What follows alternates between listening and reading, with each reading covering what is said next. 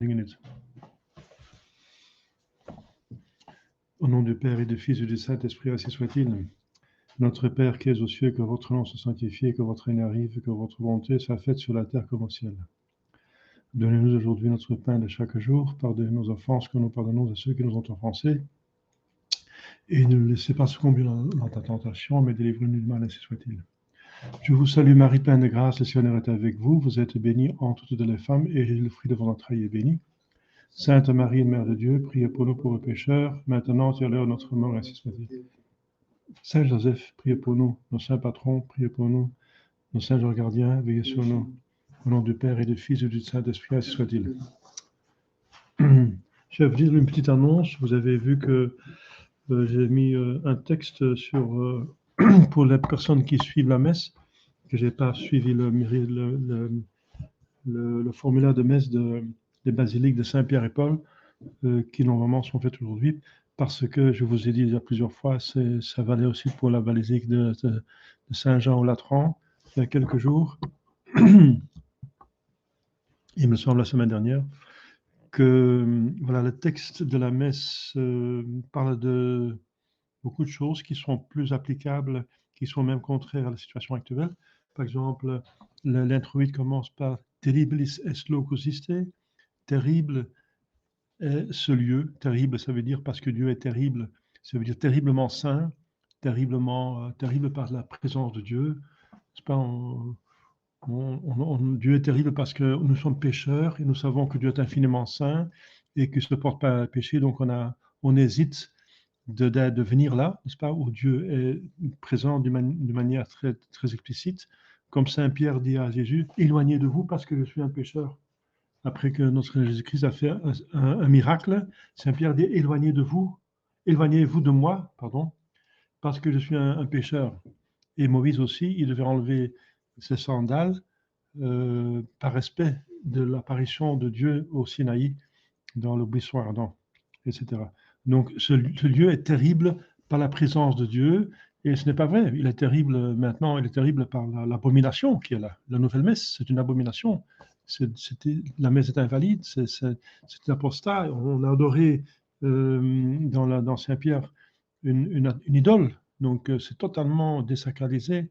Et le texte mente aussi parce qu'on demande l'augmentation de la foi, que les gens soient confirmés de la foi, que les prières sont exaucées. Eh bien, ce n'est pas le cas. Dieu a abandonné ce lieu comme c'est désacralisé, donc ce n'est plus un lieu où Jésus-Christ se trouve. Il se trouve autant, et peut-être encore moins, que dans la cathédrale de Sainte-Sophie à Constantinople, n'est-ce pas? Maintenant, ça s'appelle Istanbul. Voilà. C'est la Hagia... non, c'est pas la Hagia Sophia, mais la Sophia, c'était, oui, Sainte-Sophie, Hagia Sophia, c'était la Sainte-Sophie dans les temps chrétiens, mais maintenant c'est la mosquée, mosquée. Donc, où il y a des démons. On va encore dans Grégoire la thaumaturge, qu'on a fêté, on vient de fêter, qu'il chassait les démons, et il chassait même les démons des idoles, des statues, n'est-ce pas? Des statues. Il chassait les démons des statues. Ça veut dire que les démons s'étaient mis dans les statues des idoles et dans les lieux. Donc, c'est vrai que ce que dit le psaume, donc littéralement, le psaume, c'est 95, il me semble, oui, 95, il dit Di gentium demonia, les dieux des gentils sont des démons. Voilà. Alors, on continue le cours sur les œuvres du Saint-Esprit. Les œuvres du Saint-Esprit sont premièrement la grâce actuelle. Ensuite, la grâce sanctifiante, on va voir ça plus tard. Et les dons du Saint-Esprit et les grâces extraordinaires et le gouvernement de l'Église par le Saint-Esprit. Voilà, on a vu dans la grâce actuelle ce que c'est une grâce pour agir actuelle, c'est l'acte pour agir bien, avec des mérites pour la vie surnaturelle, pour la vie éternelle, dans la foi et par amour de Dieu, dans l'espérance, donc méritoire, expiatoire, propitiatoire et adorant. Donc les 4 actes de la religion. Donc le surnaturel. Agir dans le surnaturel, pour agir dans le surnaturel, il faut la grâce. On ne peut pas le faire soi-même. C'est au-dessus, littéralement, donc au-dessus de notre nature. Donc bien sûr, on agit avec notre intelligence et notre volonté, mais notre intelligence et volonté est naturelle et n'est pas capable d'agir dans le surnaturel. Donc elle a besoin d'une aide pour agir dans le surnaturel. Donc le don de la foi, pour accepter des choses que l'intelligence ne peut jamais savoir par elle-même, pour agir avec la volonté en accordance avec ce que la foi nous informe, nous dit de faire. La volonté ne sera pas capable non plus de le faire parce qu'elle a besoin de la grâce aussi, parce qu'elle est faible, elle est attirée par le mal, par le péché originel, elle est soumise à une influence mauvaise, surtout du foyer du péché, du péché originel, avec en particulier les 3 concupiscences, n'est-ce pas? Dont on a parlé déjà plusieurs fois. Concupiscence de l'esprit, l'orgueil, concupiscence de la chair. C'est là, donc le corps qui veut toujours aller plus bas, plus bas, plus bas, etc. vers l'esprit veut aller trop haut, c'est l'orgueil, et le corps trop bas, n'est-ce pas? L'esprit veut s'élever comme un Dieu et détrôner Dieu, ce qui est luciférien, n'est-ce pas? Et le corps veut retourner dans la boue, n'est-ce pas? Et c'est le contraire qu'il faut faire. Il faut élever le corps vers rendre obéissant à l'âme, au surnaturel, et l'âme, il faut le soumettre, l'abaisser dans la juste relation envers Dieu qui est infiniment plus grand que nous. Et ensuite, la concupiscence du monde. Donc, la volonté qui veut trop posséder et influencer. Donc, on a besoin de la grâce pour bien agir, malgré ses mauvaises tendances. La volonté a besoin de la grâce, et surtout pour la persévérance finale dans le bien. Donc, pour agir dans le surnaturel, dans la foi, l'espérance, la charité, il faut la grâce, parce que la foi, l'espérance, la charité sont déjà des grâces. On a vu ça. Quelquefois, par miracle, l'action du Saint-Esprit a été sensible et peut être vue et entendue. Au baptême de notre Seigneur Jésus-Christ, on a vu le Saint-Esprit. Enfin, ceux qui étaient là, je veux dire, les hommes l'ont vu de cette époque. Le Saint-Esprit ne nous violente pas, il nous laisse notre complète liberté, parce que le Saint-Esprit a l'amour de Dieu, et l'amour, pour être amour, demande l'amour de retour, et l'amour est toujours libre. Donc l'amour de retour doit être aussi libre. Et Dieu a patience, il patiente toute notre vie pour notre retour. Et l'amour se prouve par l'accordement, l'union de notre intelligence et la sienne, c'est la foi. On accepte les vérités de foi révélées par Dieu. On croit ce que Dieu nous a révélé. Et la volonté, surtout la volonté, doit se confirmer à la sienne à tout instant, n'est-ce pas? Faire la volonté de Dieu, dit notre Seigneur Jésus-Christ, c'est aimer Dieu. Donc l'homme peut donc coopérer à la grâce actuelle, il doit coopérer à la grâce actuelle, mais il peut aussi lui résister. Et voilà. Coopérer mène à la sainteté, résister mène à l'enfer. Jusqu'à oser les péchés contre l'Esprit Saint, qui sont impardonnables. Parce que pourquoi les péchés contre l'Esprit Saint sont impardonnables? Parce que justement, ils refusent le moyen, justement, d'obtenir la rémission des péchés. Si on refuse le moyen pour vous aider, pour vous sauver, on ne peut pas être sauvé. Voilà. Alors, la dernière chose qu'on a vue, que c'est celui qui coopère à la grâce actuelle, reçoit des grâces plus abondantes. Voilà. Et pour progresser en sainteté, pour recevoir plus de grâce, et donc de sainteté et de mérite, il faut rester fidèle aux grâces qu'on a déjà reçues. Donc, les mettre donc tout ce qu'on sait qu'il faut faire de bien et comment obtenir l'aide de Dieu, les grâces, il faut le faire. Et cette fidélité à ce qu'on sait déjà nous rend aptes et motive le bon Dieu pour donner plus, pour aller en avant. Et le contraire est aussi vrai, celui qui résiste aux grâces, et il démotive Dieu pour donner encore d'autres grâces qui ont coûté le sang de son Fils bien-aimé et qui sont trop chères, trop précieuses, trop coûteuses pour les gaspiller à des personnes qui en abuser et qui ont déjà prouvé qu'ils en abusent et qui résistent donc à la grâce. Et il subira un terrible jugement.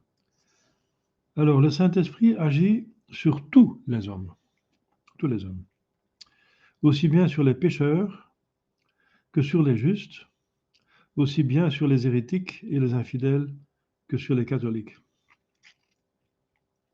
Pourquoi? Parce que l'Esprit Saint est l'amour de Dieu, et Dieu n'exclut personne de son amour. Il a créé tous les hommes, les âmes directement à la conception, et le corps indirectement par les ancêtres, Adam et Ève. Donc ce sont ses créatures, il est Père, il aime ses créatures, il les aime d'un amour infini, et l'amour veut le bien de l'autre, il veut le bien, et il donne tous les moyens donc pour que tout le monde fasse son bonheur. Mais comme je viens de dire, il faut coopérer à cette grâce. Et on peut malheureusement résister. Donc tous les hommes reçoivent le Saint-Esprit, ça veut dire il agit sur chacun, pas tout le monde reçoit la plénitude des dons du Saint-Esprit. Ça, c'est réservé au baptême et surtout à la confirmation après le baptême. Mais l'Esprit Saint, donc l'amour de Dieu, agit sur tout le monde. Quand ils ne sont pas baptisés, il agit sur eux pour qu'ils se convertissent.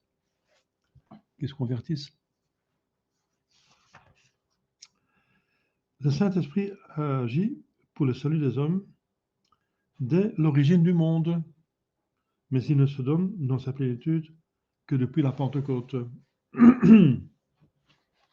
La Pentecôte. Bon, on parle de l'origine du monde. On peut se demander quelle était la plénitude du Saint-Esprit pour Adam et Ève. Eh bien, on peut dire qu'il y avait une plénitude du Saint-Esprit, ça veut dire Dieu aimait pleinement Adam et Ève, parce qu'il n'y a aucune réticence, comme maintenant, la réticence de Dieu, c'est envers le péché originel, n'est-ce pas, et le péché personnel.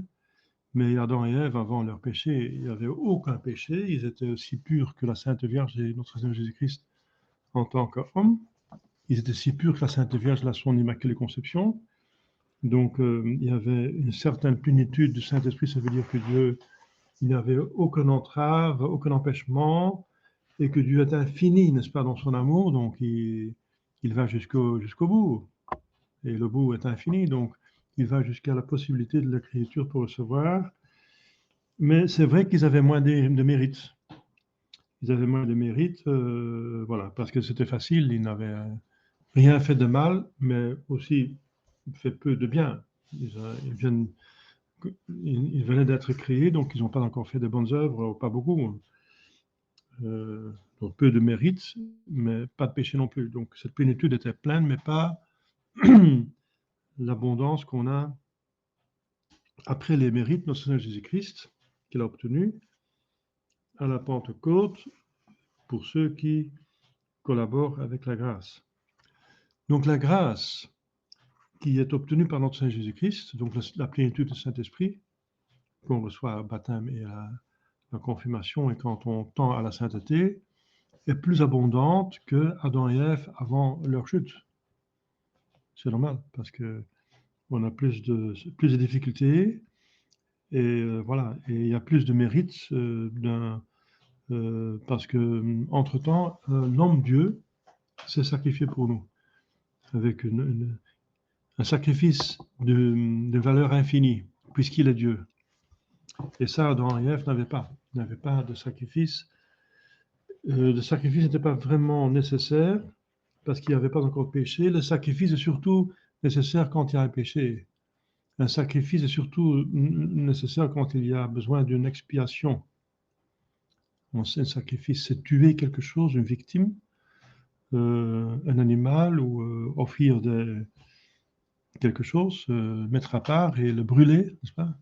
Un sacrifice, selon l'Holocauste, ça veut dire un total anéantissement de la chose qu'on offre à Dieu, pour signifier que nous méritons la mort par les péchés mortels, et qu'on demande pardon, et qu'on fait mourir quelque chose d'autre, des plantes, on a anéanti des plantes ou des animaux, mais justement, tout cet anéantissement, n'est-ce pas, sacrifice des animaux, des plantes, signifiait le sacrifice de notre Jésus-Christ, qui, lui, obtenait toutes les grâces. Donc tous ces sacrifices, nécessairement après le péché, signifiait le sacrifice de notre Jésus-Christ, et obtenait des grâces en avance du sacrifice de notre Jésus-Christ.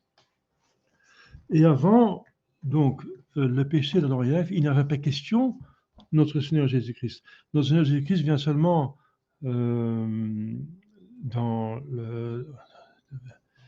apparaît dans l'existence, n'est-ce pas, de l'histoire humaine après leur péché.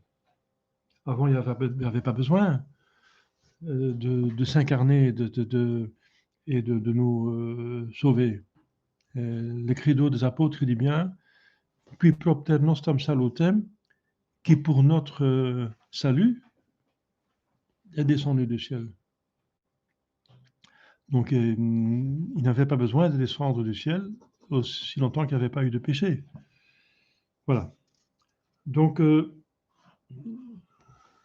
ceci dit, la distinction entre la grâce avant la chute et après la chute, c'est vrai que donc l'Esprit Saint se donne dans sa plénitude depuis la Pentecôte.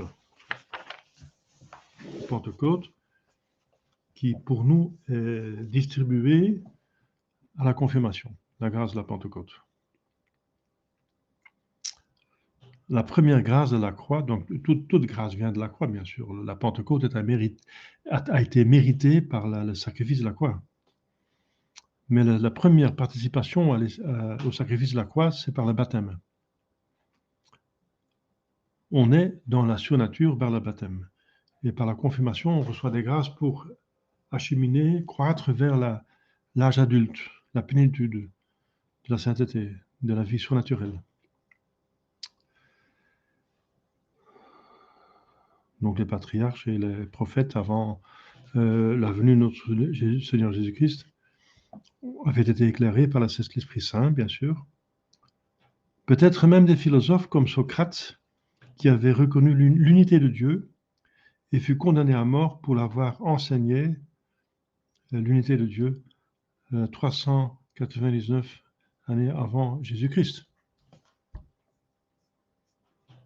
Donc ce sont des gens qui avaient, disons, le désir du baptême, ou le baptême de désir, mais il n'y avait pas encore question de baptême, mais je veux dire que c'était des personnes qui pouvaient être en état de grâce par l'amour qu'ils avaient pour la vérité et pour Dieu créateur.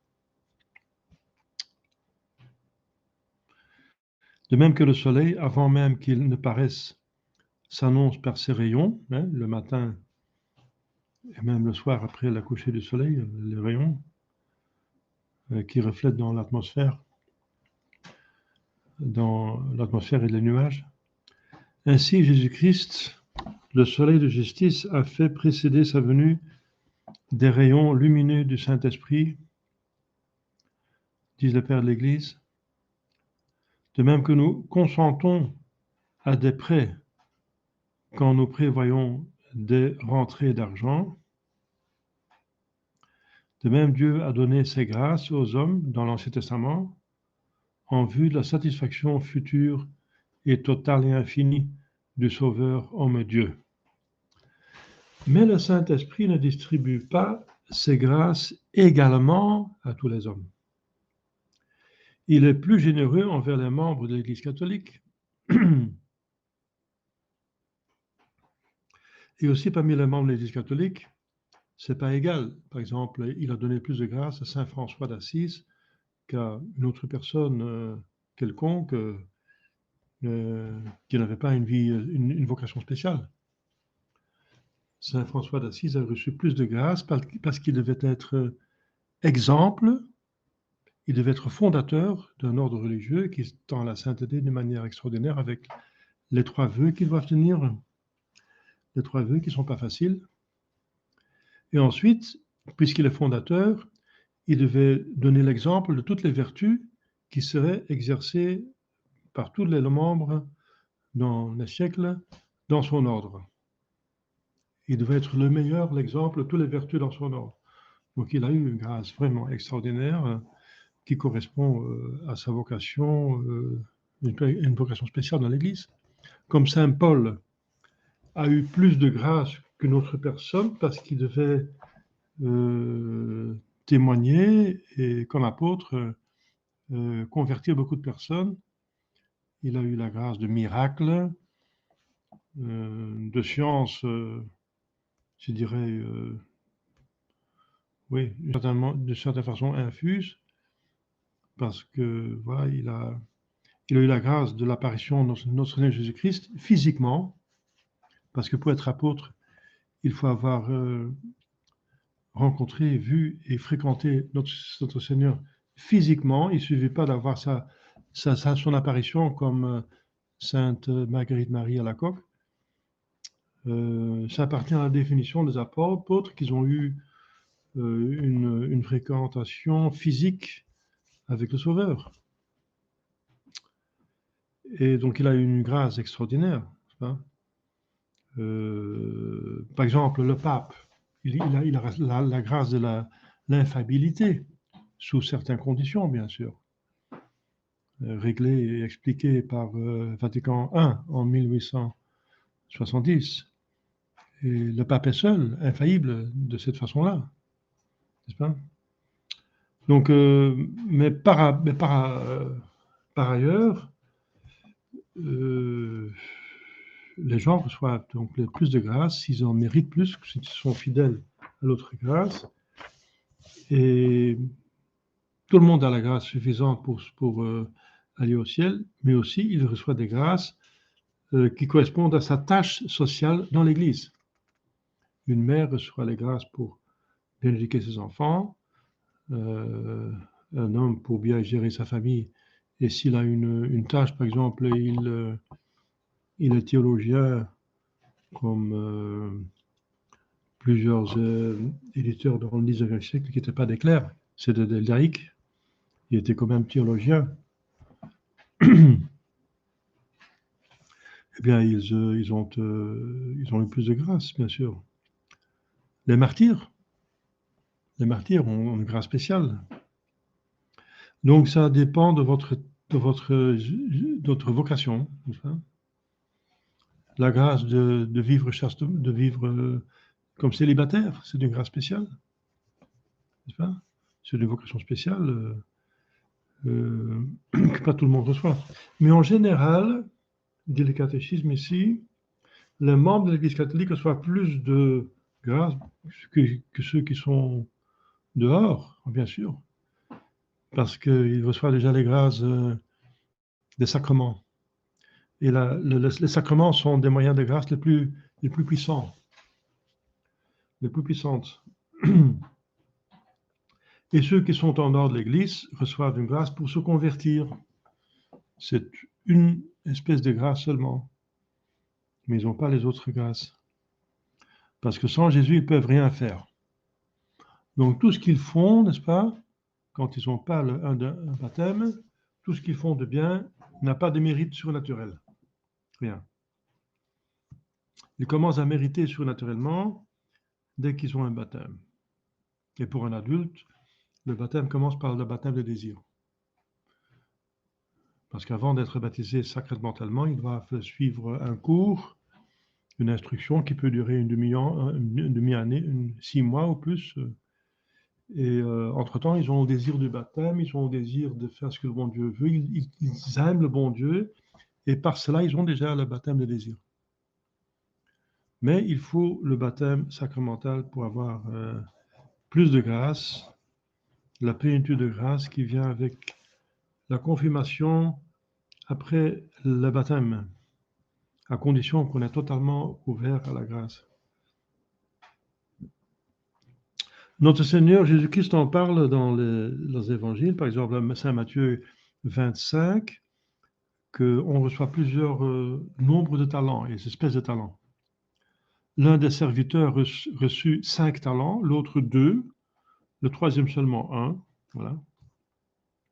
Les Juifs ou les Israélites, plutôt, parce que les Juifs, comme vous savez, ce n'est qu'une seule tribu, n'est-ce pas, de 12 tribus. Donc les Israélites, mais c'est la seule tribu qui restait au temps de Jésus, la tribu de Juda, les Juifs. Mais les Israélites, et en particulièrement la tribu de Juda, donc les Juifs, reçurent plus de grâce que les païens. Ah oui, c'est évident, ils ont eu la grâce de tous ces patriarches, des prophètes, des miracles, toute la révélation qui continue, n'est-ce pas, la révélation sur la venue du Sauveur. Et ils ont eu leurs martyrs, même plusieurs martyrs, surtout dans le livre des Maccabées, on voit les détails de ces martyrs. C'est le dernier livre historique de l'Ancien Testament qu'il est très intéressant à lire. C'est un très beau livre, c'est un livre de héros. C'est les Christéros, disons, de l'Ancien Testament, les Maccabées, le livre des Maccabées.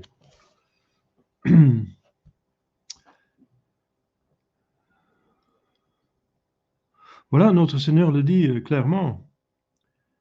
Les villes de Korosaïn et de Bethsaïda ont reçu plus de grâce que Tyr et Sidon, Capharnaüm plus que Sodome. Voilà. Il y a des grâces universelles auxquelles on part tous les hommes, sans exception.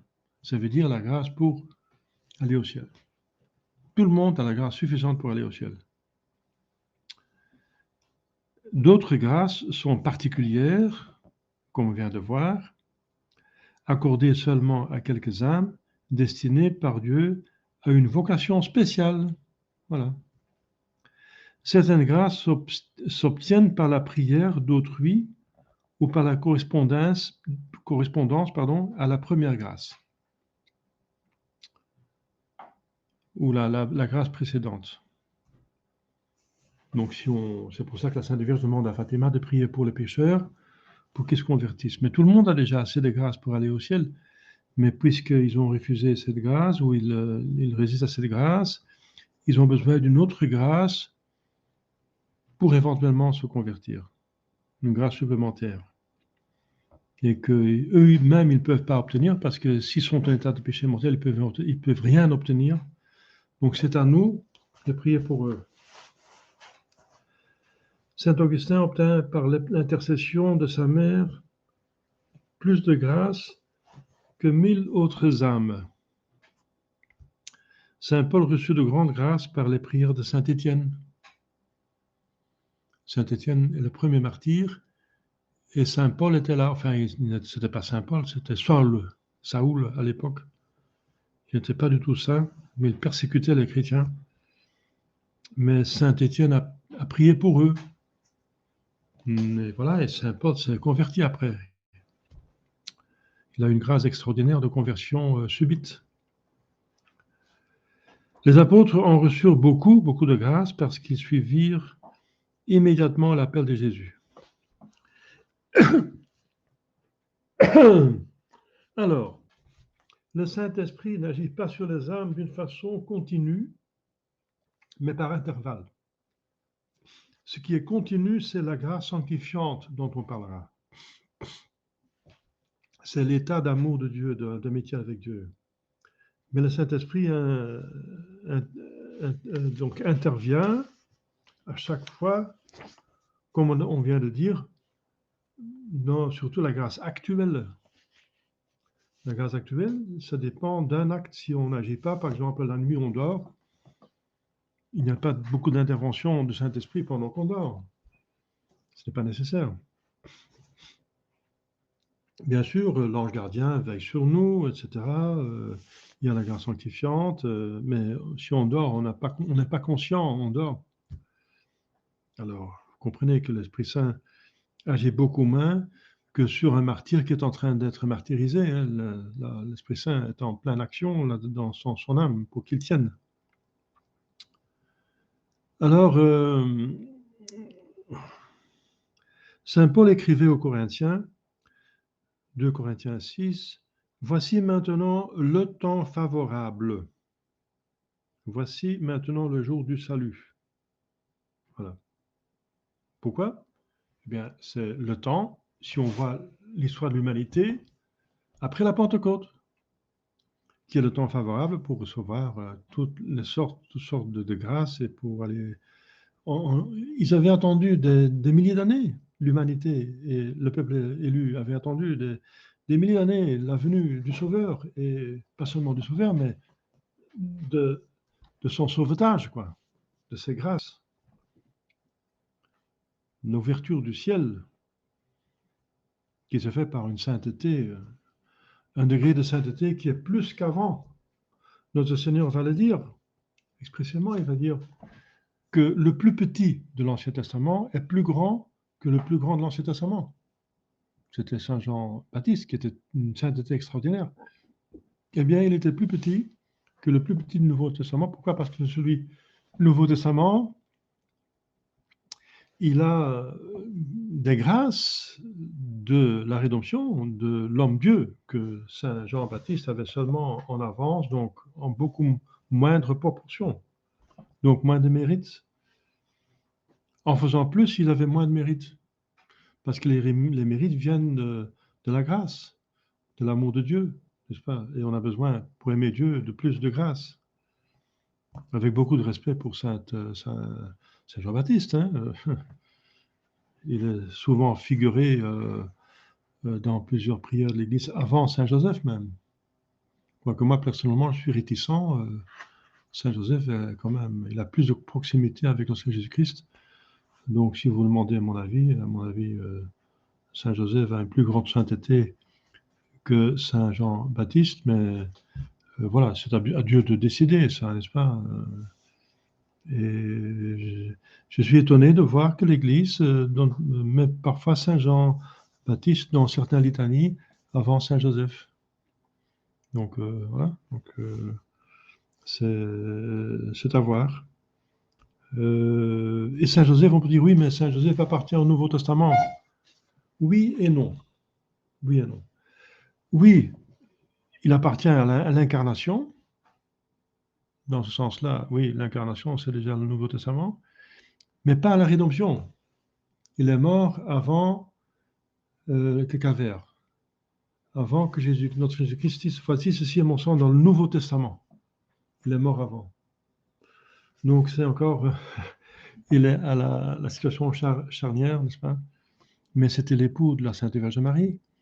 Et le mariage, c'est un partage de maximum, si on fait bien en tout cas. Et la Sainte Vierge faisait très bien le mariage, donc elle partageait autant possible que c'est possible, parce qu'elle était parfaite dans ses devoirs et d'épouse. Elle faisait participer autant que possible Saint Joseph à ses grâces, ses mérites, etc., ses prières. Donc c'est extraordinaire. Si la moindre prière à la Sainte Vierge est très très puissante, n'est-ce pas? Bon, je ne vais pas m'étendre là-dessus, mais vous comprenez qu'il y a des différences, quoi. Différences de grâce qui dépendent de la situation dans laquelle la personne se trouve. Mais, je répète, de façon...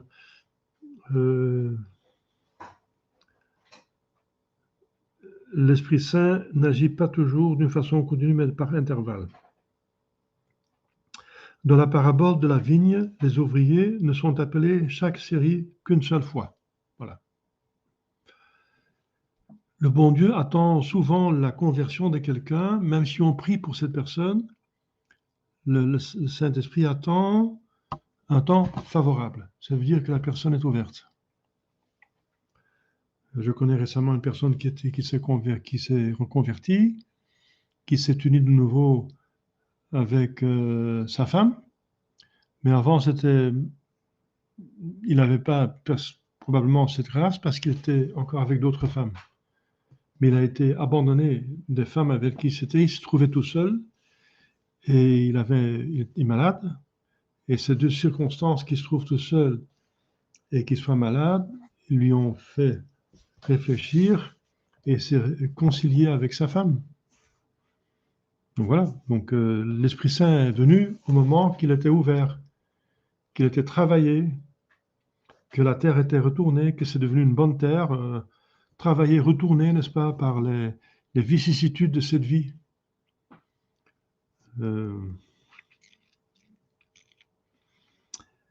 Les grâces actuelles s'obtiennent facilement par des bonnes œuvres.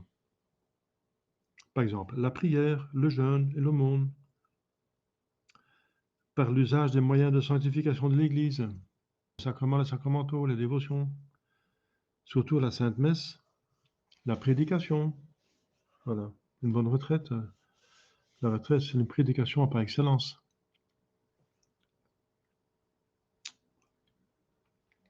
Donc la grâce de Dieu ne peut pas être méritée d'une façon stricte par des œuvres, par des bonnes actions. Sans cela, elle ne serait plus une grâce. Donc on ne mérite pas le ciel. C'est un don gratuit de Dieu. On ne mérite pas, en tant qu'homme, d'être divinisé. Notre nature, si on n'était pas pécheur, parce que le péché mérite l'enfer, surtout le péché mortel. Mais Adam et Ève, sans avoir péché,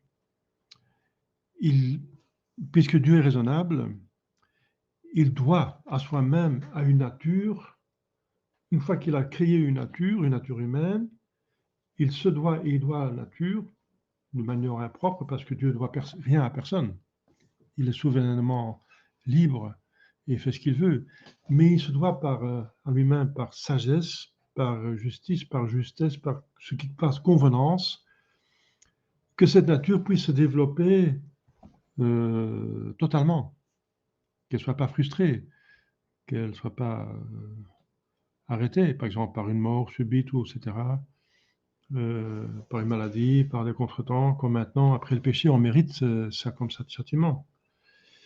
Mais Dieu, par bonté infinie, par perfection, il se doit à soi-même qu'une nature s'épanouit une fois qu'il a créé cette nature.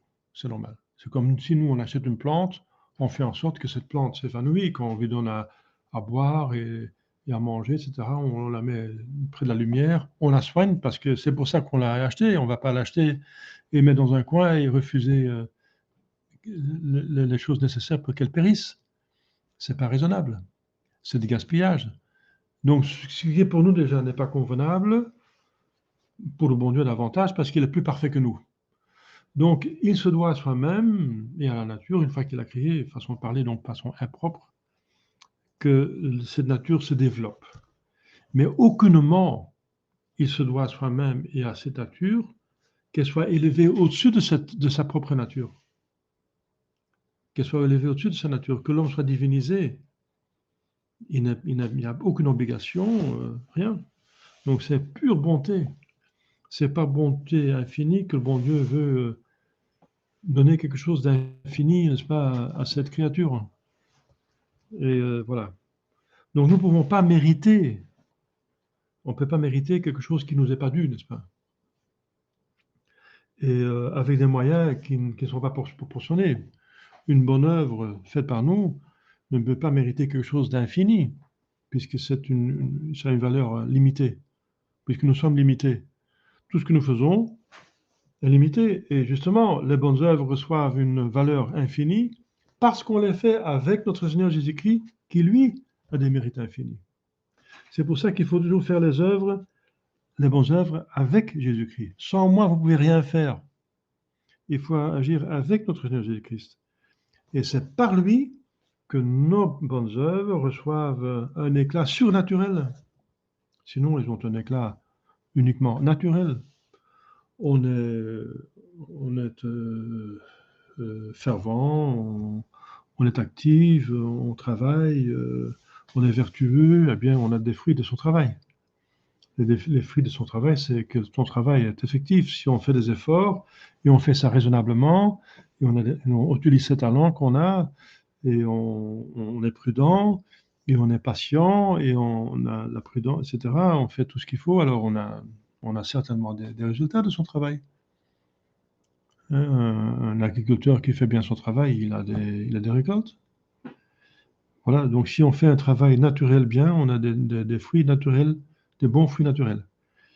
Mais pas des fruits surnaturels, par notre propre œuvre. C'est pas possible. Donc voilà. C'est uniquement venu par une bonté excessive de Dieu, n'est-ce pas, qu'il a destiné déjà avant la chute, hein, Adam et Ève au ciel. Mais même après la chute, il a encore passé outre cette faute infinie pour nous redonner le ciel qui n'est pas dû, et en plus de demander à son propre fils d'expier à notre place. Donc ça, c'est une bonté triple, infinie. Une bonté infinie qui s'exerce 3 fois. D'abord, pas seulement en nous créant, mais en nous élevant à la vie surnaturelle. Et ensuite, après qu'on a été déchu par le péché, de ne pas seulement remettre le péché et de nous redonner une vie naturelle, mais encore de redonner encore une deuxième fois cette vie surnaturelle qu'on a montré d'être indigne par le péché mortel. Mais alors, c'est pour ça qu'on prie la Sainte Vierge, rendez-nous dignes des promesses de notre Jésus-Christ. C'est très important, cette prière, parce qu'on ne soit pas indigne de recevoir une telle bonté. Mais les bonnes œuvres sont nécessaires, parce que Dieu qui nous a créés sans nous, dit saint Augustin, ne nous sauvera pas sans nous. Donc, ce n'est pas les bonnes œuvres qui nous donnent la vie surnaturelle, c'est la grâce qui la donne. Mais pour recevoir la grâce, il faut se rendre digne et, de les recevoir. Et cette grâce, on les recevra parce qu'on a de bonne volonté. Et la bonne volonté se prouve par les bonnes œuvres. Grâce, paix à tout homme, paix avec Dieu, donc ça veut dire l'état de grâce. Paix avec Dieu à tout homme de bonne volonté. Chanter les anges à Noël. Quand un mendiant, dit Alioli, étend sa main vers l'aumône, ce mouvement ne constitue pas un droit, mais il est nécessaire pour recevoir l'aumône. Vous voyez ? Il est nécessaire pour que l'aumône soit reçu. Dieu nous a sauvés, non à cause des œuvres de justice que nous eussions faites, mais à cause de sa miséricorde, dit saint Paul à Tite 3. Donc, un moyen très efficace d'obtenir des grâces, c'est l'invocation du Saint-Esprit. Car le Père dans les cieux donne le bon esprit à ceux qui lui demandent. Saint Luc 11. L'invocation de la Sainte Vierge Marie n'est pas moins efficace, car Marie est pleine de grâce et la dispensatrice de toutes les grâces divines. Ce titre n'est pas une exagération, car c'est le langage des plus grands saints, et il n'est pas décent de croire qu'ils ont blessé la vérité parce que tous étaient animés du Saint-Esprit, qu'est l'Esprit de vérité, et même donc il y a des messes, c'est dans la liturgie de l'Église, et l'Église ne peut pas mentir, ne peut pas se tromper dans sa liturgie, il y a des messes de Marie, médiatrice de toutes les grâces. Le Saint-Sacrement aussi est une source de grâce, aussi et surtout, hein, le très Saint-Sacrement. De la même,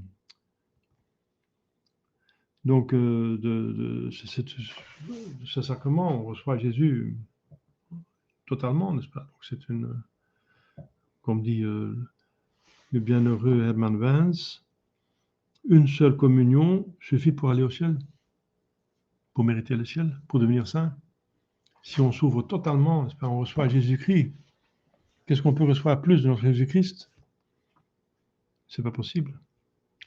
De même, la retraite du monde est un moyen pour obtenir des grâces, parce qu'alors on s'ouvre plus à Dieu. Le moyen pour s'ouvrir à Dieu, c'est de se fermer aux créatures.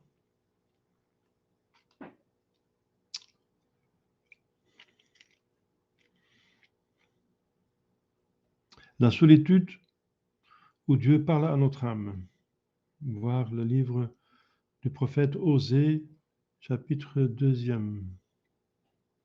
La mortification des sens, la répression de la curiosité, la fuite des conversations inutiles, voilà. Tout ça, c'est des moyens pour être plus ouverts à la grâce. Les apôtres en sont un exemple frappant. Voilà, est-ce qu'il y a des questions sur la grâce actuelle? Ça va? Alors, la grâce sanctifiante, c'est une grâce fondamentale. On a parlé d'abord de la grâce actuelle parce qu'il faut une grâce actuelle pour se convertir. Parce que la conversion, c'est un acte, c'est dire oui. Et on ne peut pas dire oui sans la grâce. Bien sûr, c'est un acte de notre volonté libre et bonne volonté, mais il a besoin de la grâce. Mais une fois qu'on a eu cette première grâce de conversion, la grâce la plus importante, c'est la grâce sanctifiante. Pourquoi elle est la plus importante? Parce qu'elle donne accès au ciel. C'est elle qui nous donne l'accès au ciel. Et le ciel, c'est le but de toute notre existence. Donc c'est la grâce la plus importante. C'est ce qui est le plus important de tout. Si nous avons la grâce sanctifiante dans notre mort, nous avons tout. Si nous avons tout sauf celle-là, nous n'avons rien. Donc c'est la grâce la plus importante finalement. Quand le pécheur coopère à la grâce actuelle, l'Esprit Saint entre dans son âme pour lui donner un éclat et une beauté qui lui valent l'amitié de Dieu. Cette beauté permanente de l'âme, conséquence de la demeure du Saint-Esprit, s'appelle la grâce sanctifiante. C'est une amitié avec Dieu. Une amitié, c'est un amour, et l'amour a comme particularité de unir les deux aimants. Donc, l'âme est unie à Dieu, ça veut dire Dieu habite dans son âme. Comme notre Seigneur Jésus-Christ dit, si vous gardez mes commandements, et le résumé des commandements, c'est d'aimer Dieu au-dessus de tout et son prochain comme soi-même, par amour de Dieu. Donc, si on garde les commandements, mon Père et moi, nous allons habiter dans votre âme. Donc, cette grâce sanctifiante, c'est une situation d'amitié avec Dieu. Amitié avec Dieu, qui peut être plus ou moins forte et qui doit être le plus fort possible parce que c'est elle qui va décider de notre situation éternelle dans le ciel. L'intensité, la qualité, l'intensité, la ferveur de notre amour, notre amitié avec Dieu au moment de notre mort. Cette beauté, ben voilà. Donc, quand on laisse agir le feu sur le fer pénètre le fer et ce métal prend une autre nature. Mais il garde sa propre nature. Il reste métal, mais il devient aussi feu. D'abord, il devient noir. Ensuite, il perd sa rouille. Donc, il devient noir, ça veut dire qu'il reconnaît qu'il est pécheur. il voit mieux que les pécheurs quand le Saint-Esprit s'approche de lui. Il perd sa rue, ça veut dire il se débarrasse de ses péchés. Et ensuite, il devient rouge, jaune, jusque blanc. Donc, c'est les degrés de sainteté, n'est-ce pas? Et si on est rouge, jaune et blanc, on est toujours du fer, mais on est aussi du feu. Parce que si vous rapprochez un journal sec, n'est-ce pas, d'un fer qui est blanc de chaleur, eh bien, il allume. Ce fer est capable d'allumer le journal. Ça veut dire que le fer est devenu feu, tout en restant du fer. Eh bien, cette image est utilisée par les pères d'Église et par ces gens de la croix pour montrer la situation de l'âme qui reçoit la grâce et qui persévère et qui va au ciel et qui est pénétré de Dieu dans le ciel. Nous aurons la vision béatifique, nous participons déjà par la grâce à la nature divine, comme le fer participe déjà à la nature du feu quand elle se laisse pénétrer par le feu. Elle se laisse pénétrer par le feu. Elle n'a pas d'empêchement. Il est ainsi de l'âme quand elle s'abandonne à l'action de la grâce, le Saint-Esprit la pénètre et par cette inhabitation, elle est douée aussitôt d'une qualité permanente, 1 Corinthiens 6, une certaine lumière. Lumière, pourquoi? Parce que la lumière symbolise Dieu, la lumière. Et Dieu est lumière parce qu'il est vérité. Première chose, bien sûr, Dieu est existence, le Père. L'existence est attribuée au Père et la communication de l'existence est attribuée au Père, c'est la création. Mais Dieu est aussi lumière, parce qu'il est vérité. C'est un esprit qui pense et qui exprime sa pensée infinie. Lumière, comme la lumière nous fait voir des choses dans le sensible, la lumière nous fait comprendre des choses dans l'intellect, dans le monde des esprits. Donc Dieu est comparé à une lumière, surtout le Fils, et aussi le Saint-Esprit, parce que le Saint-Esprit est la suite de cette lumière. C'est un amour qui sort de cette lumière, donc comme la chaleur sort du rayon du soleil. Donc une qualité permanente, une certaine lumière, un certain éclat. Un éclat, c'est la suite, c'est la conséquence d'une lumière qui est acceptée par un objet. Un objet est éclatant parce qu'il y a la lumière qui tombe dessus. Un certain éclat. En d'autres termes, la grâce sanctifiante. Dieu est saint et cet éclat, c'est la sanctification. Être saint, ça veut dire ne faire pas de mal, ne faire que de bien. Pas de mal, donc pas de péché, et pas seulement ne pas faire les péchés, aussi faire du bien. Donc c'est double. C'est négatif contre le négatif, ne pas faire les péchés, mais c'est positif faire le positif. Donc on reçoit un positif par deux manières. On reçoit le positif quand on multiplie moins par moins, ça devient plus, mais aussi plus par plus. Donc il faut éviter le mal, c'est un bien, et il faut faire le bien, c'est un bien. Mais dès qu'on multiplie moins par plus ou plus par moins, c'est négatif. Ça veut dire on est positif envers le mal, c'est mal. C'est ça le péché de Vatican II, n'est-ce pas? D'être patient envers le pécheur en tant que pécheur, envers le péché. Accepter le péché par amour du pécheur, c'est négatif. C'est diabolique. Dieu lui-même nous a révélé que par la coopération à la grâce, l'homme l'attire en lui.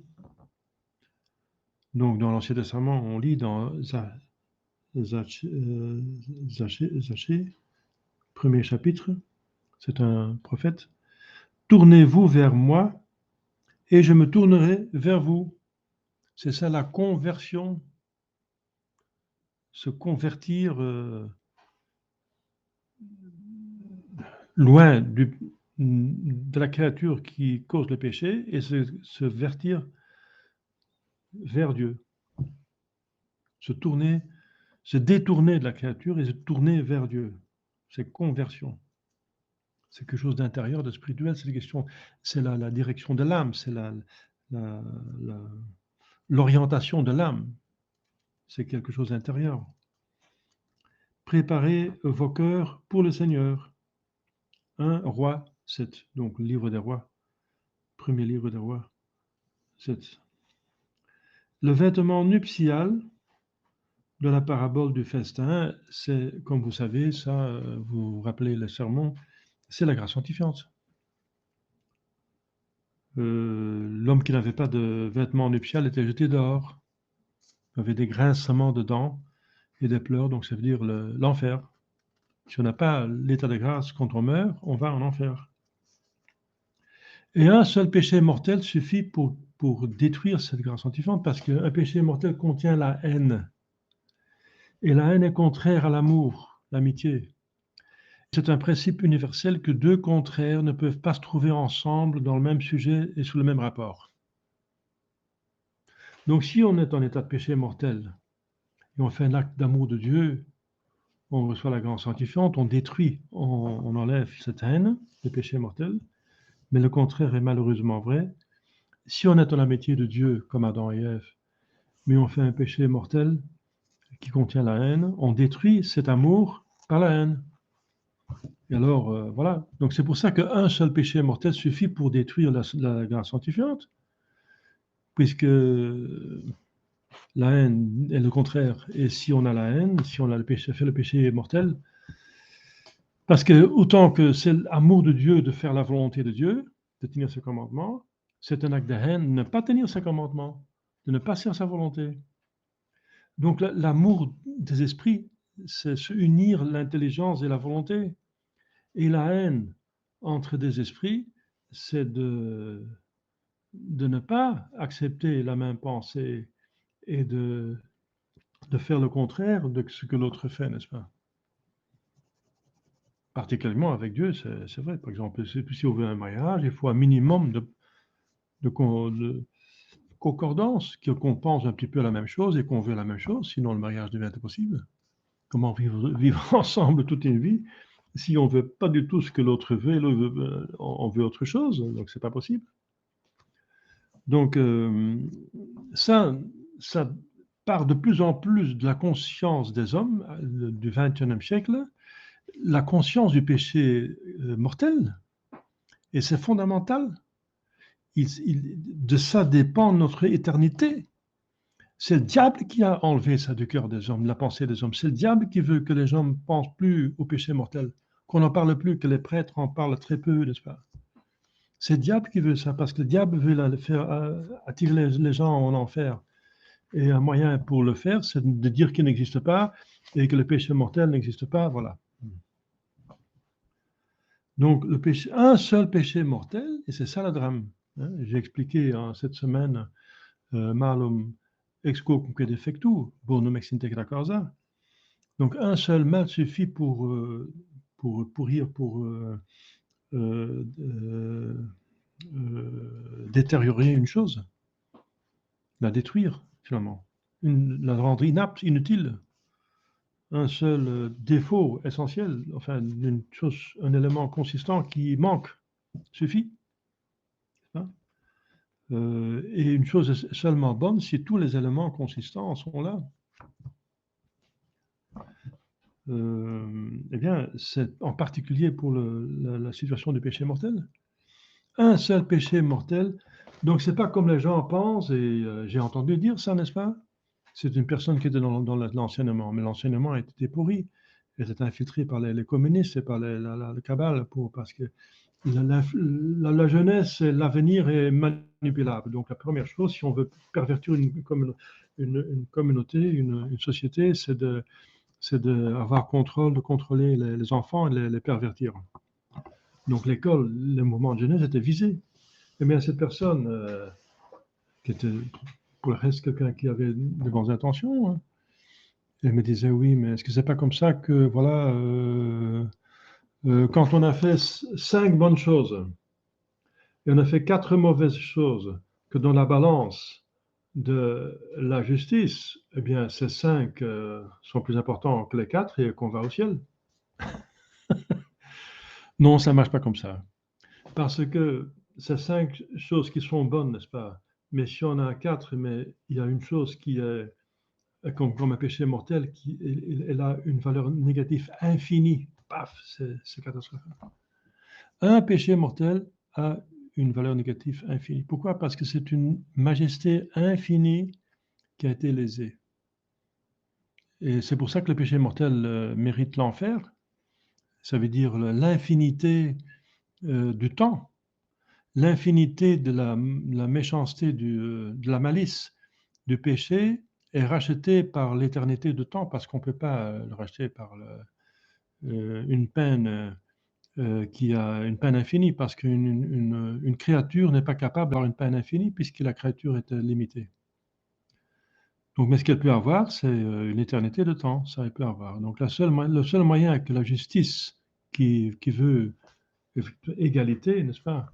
Eh bien, l'égalité avec l'infini demande un infini.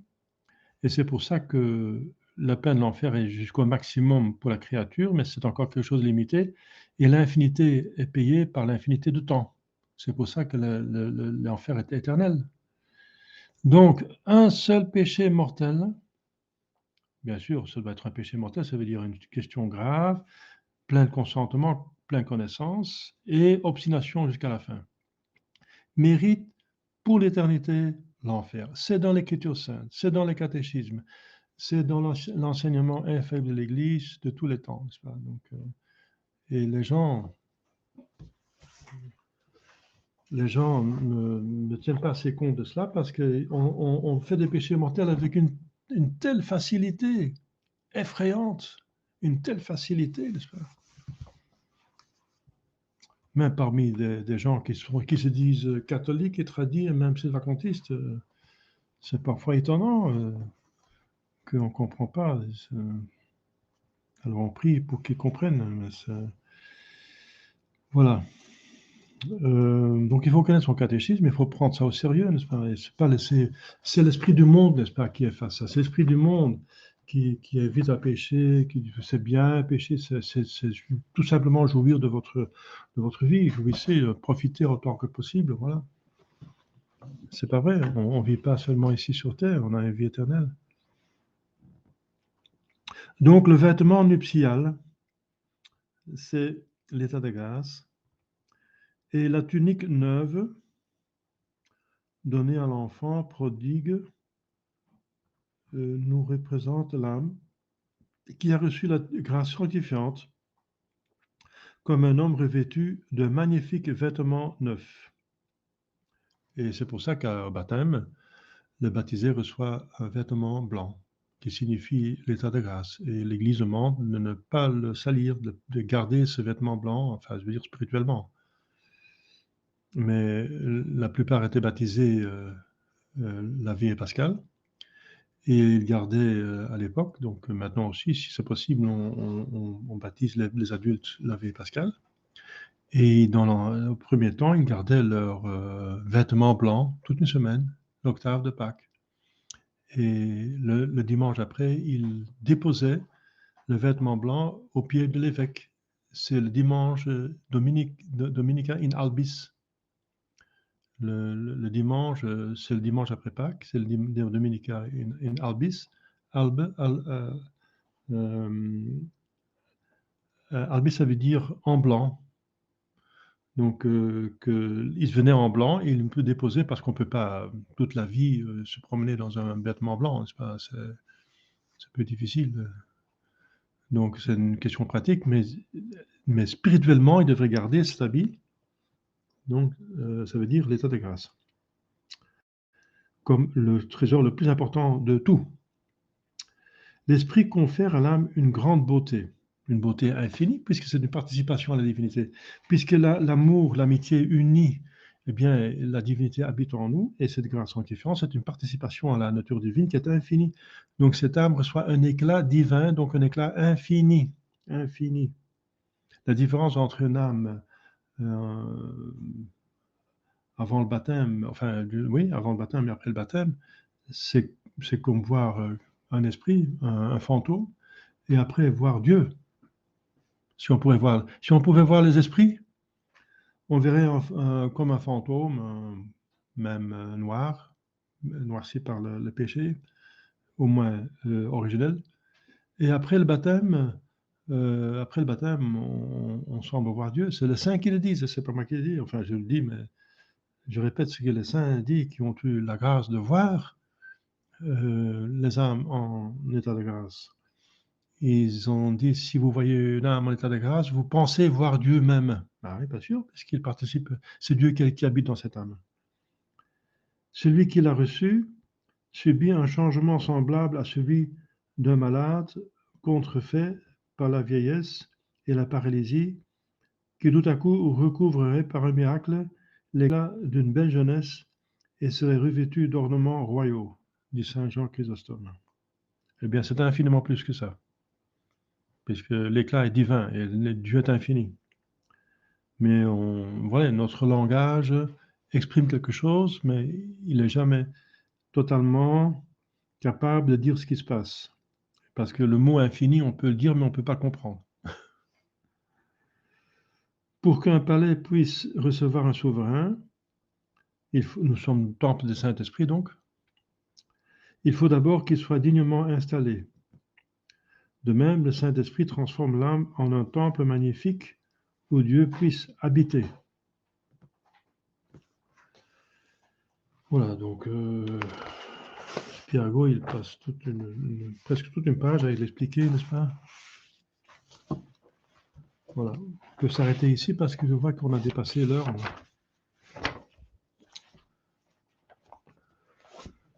Est-ce qu'il y a encore des questions sur la grâce actuelle et la grâce sanctifiante? C'est clair? Pas de questions par ici non plus? Non? Ça va? Mais tant mieux. Maintenant, essayez de garder cette grâce, l'obtenir, de l'être digne et de la garder. Au nom du Père et du Fils et du Saint-Esprit, ainsi soit-il. Notre Père qui es aux cieux, que votre nom soit sanctifié, que votre règne arrive, et que votre volonté soit faite sur la terre comme au ciel. Donnez-nous aujourd'hui notre pain de chaque jour, pardonnez-nous nos offenses, comme nous pardonnons à ceux qui nous ont offensés. Et ne laissez pas succomber à la tentation, mais délivrez-nous du mal, ainsi soit-il.